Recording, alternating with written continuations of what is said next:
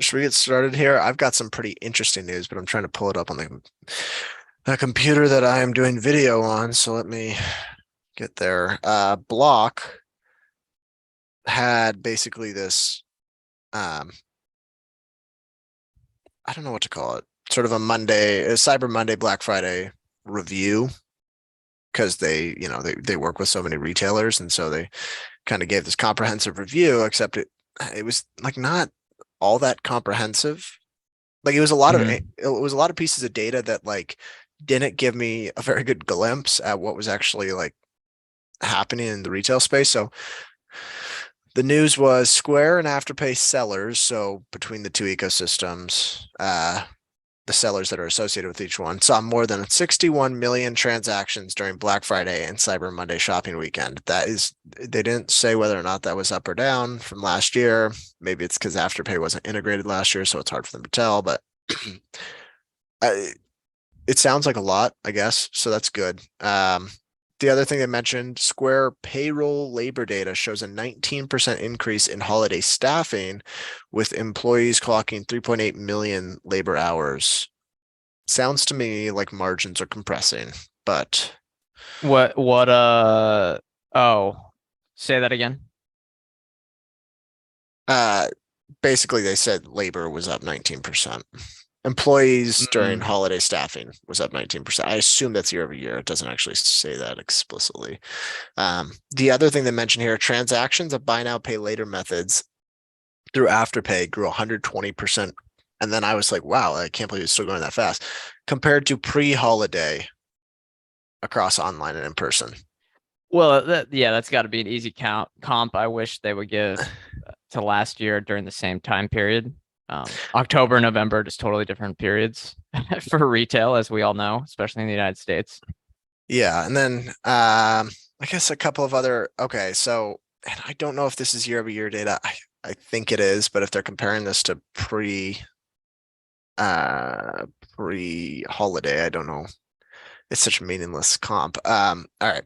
Fastest growing Afterpay item categories. You may have seen my tweet, but can you guess what the fastest growing category is?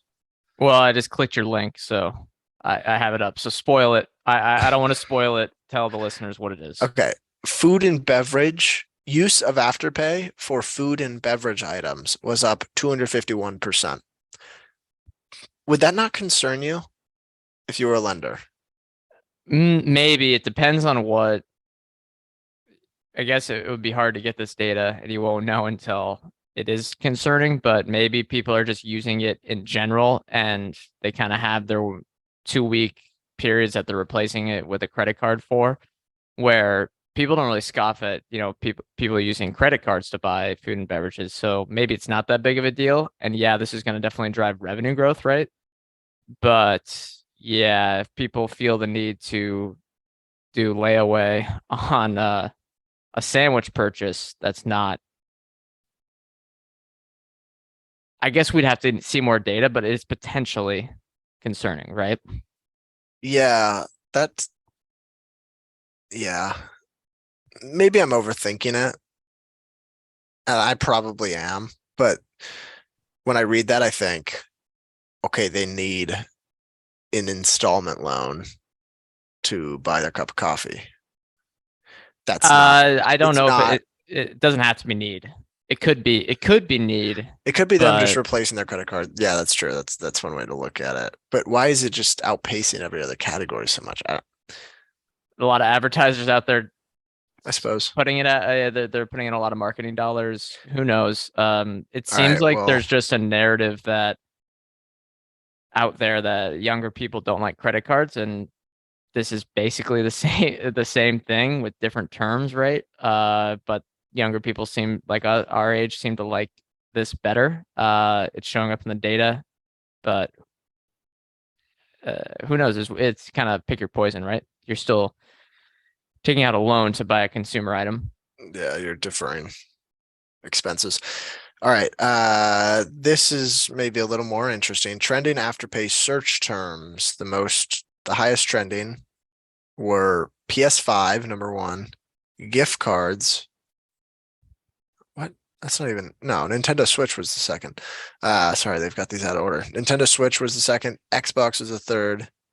Those were all up 100, basically double. And then toys and gift cards, 30%, 40%. It bodes well for video game industry, at least. And we I think saw so. some data. We saw some purchasing data around the Switch console, the PS5 console, and the Xbox console, and all seem to be doing really, really well compared to last year.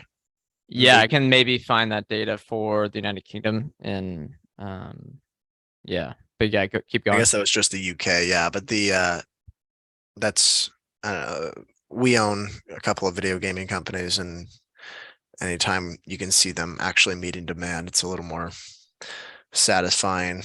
It's still one of those areas where so many people can't get it, despite the Yeah. desire to get it.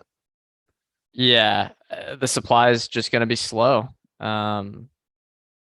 There's not much else to discuss there, right? You can't build 20 million computers, which is basically what these are, computers that are built for gaming within a month. It's going to take a lot of time. And once you get that backlog, I think it's really hard to come out of that because it's not like you can just, double it in a quarter. You have to really, really ramp up, and then even ramping down is slower. So it's going to have to just be over time. And hopefully this holiday season is the end of it, just for the gaming world. I mean, kind of normalize, but we'll see. It seems like supply is still a bit constrained. And let me try to find that while if you keep going, if you have any more info here. No, I mean that was basically the gist of the report.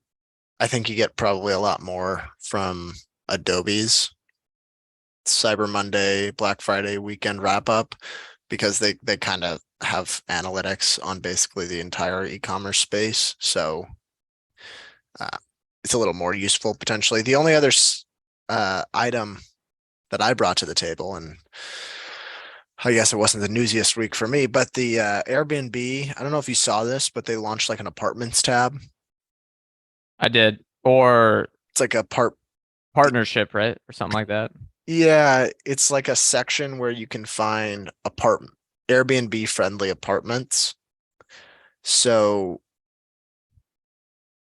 in a way, it's kind of going after a new demographic of renters as opposed to just like vacationers, where you can browse if you're looking for a place where you want to be able to rent it out for 2 weeks out of the month or a week out of the month, and you want to have that flexibility.